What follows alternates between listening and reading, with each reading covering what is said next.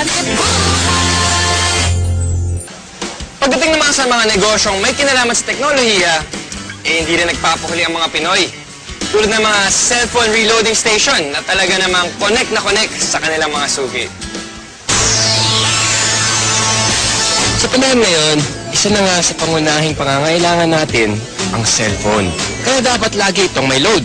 At dito nakasilip ng pagkakataon ang iba nating mga kababayan para kumita. Ang V-Mobile, nakaisip ng paraan kung paanong sa pamamagitan lang ng isang telepono at isang SIM card, maaari nang makapagbenta ng load ng kahit anong network.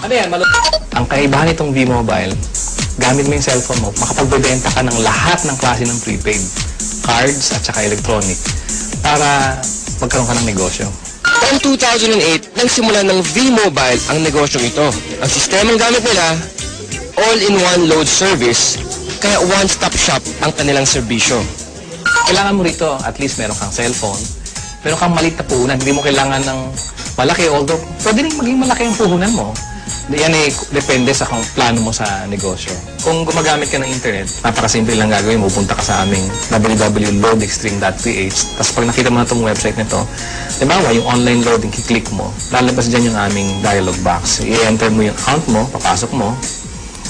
So, in this case, pipiliin ko na lang, papasok ko yung aking sikretong PIK. Tapos mamimili ako ng produkto. Tapos, lalagay ko yung cellphone number. Kiklik mo ngayon yung send load. Pag okay natin, yun na. Pero paano ka nga ba kikita sa negosyong ito?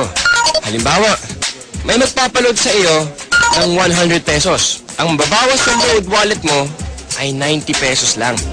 Ibig sabihin, may 10 piso kang kita sa bawat 100 na i-reload mo sa iyong customer. Kung kumikita ka ng 100 pesos kada araw sa pagre-reload, sa loob ng isang buwan, may kita kang 3,000 piso. Anip, tulad ni Peewee, na nakatuwaan lang daw noong una ang reloading business. Actually, nag-work kami. Noong nag-start kami noon, magbabarkada lang kami. So, every night, magkakasama kami. Nakakatuwa. Nung 5 lang kami nagsimula. 5 members na kami. Kapatid ko, mga barkada ko. Tapos ngayon nagulat ako, yung 5 tao nagsimula niya. Ngayon, ano na kami? Almost 100,000.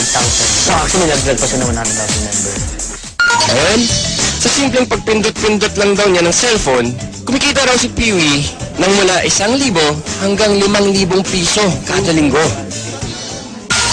Ano pang hinihintay niyo mga kapartner? Oras na para ang hilig niyo sa paggamit ng cellphone, pakinabangan niyo rin at maging isang maliit na negosyo.